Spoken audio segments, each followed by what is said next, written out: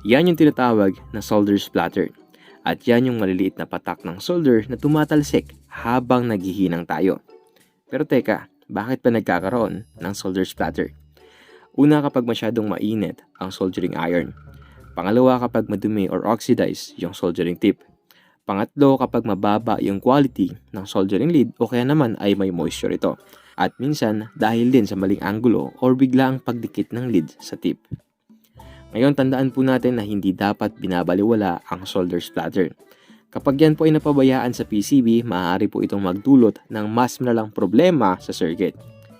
Kasi nga po yung mga maliliit na solder splatter na yan po ay pwedeng mag-cause ng short circuit kapag nadikit sa ibang traces or power rail sa PCB.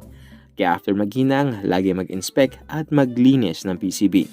Tanggalin yung mga tumalsik na solder at siguraduhing malinis at maayos ang trabaho.